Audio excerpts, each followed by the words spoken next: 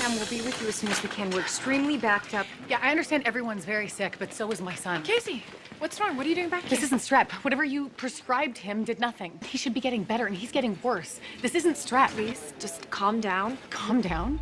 Calm down? My son is sick.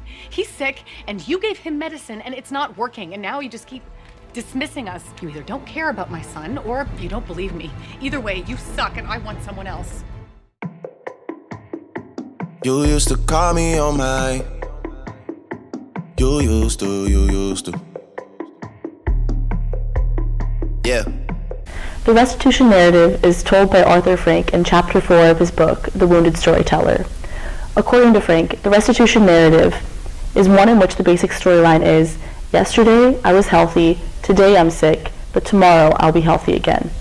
Restitution is the most common narrative people tell when ill because society treats health as the norm that ought to be restored. This story relies on the hopefulness of patients, the competence of physicians, and the effectiveness of treatments. The Restitution story is a culturally preferred narrative. It can be spotted all throughout media and popular culture, from movies and television to books and advertisements.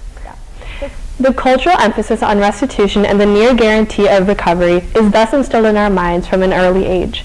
We rely on medicine and doctors to make us good as new. Everyday illness is nothing but a speed bump in our everyday lives. I would say that patients do enter treatments with a lot of hope. They definitely, if they're seeking treatment, they want to find a cure, they want to find some kind of solution to whatever ailment that is troubling them. So patients probably would experience a lot of hope undergoing treatment just for wanting to get better.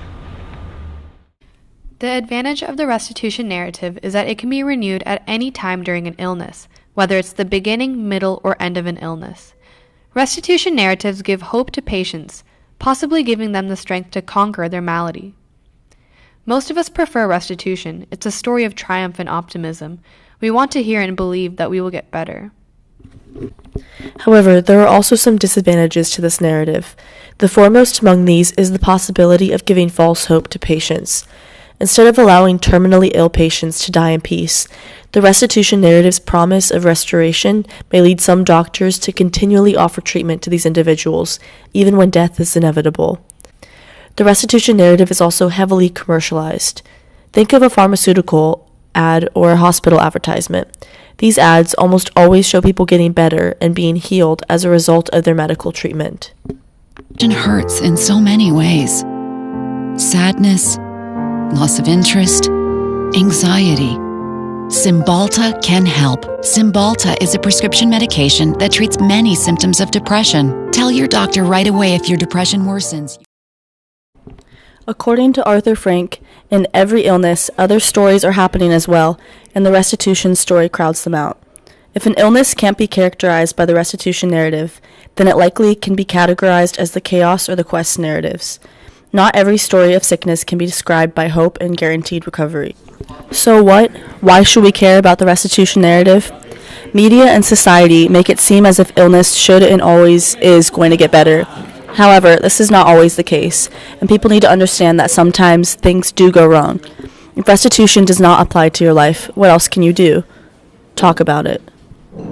The cultural power of these stories shows that restitution is an essential part of our culture and our outlook on illness, and we need to understand this narrative to comprehend the basis for all medical treatment.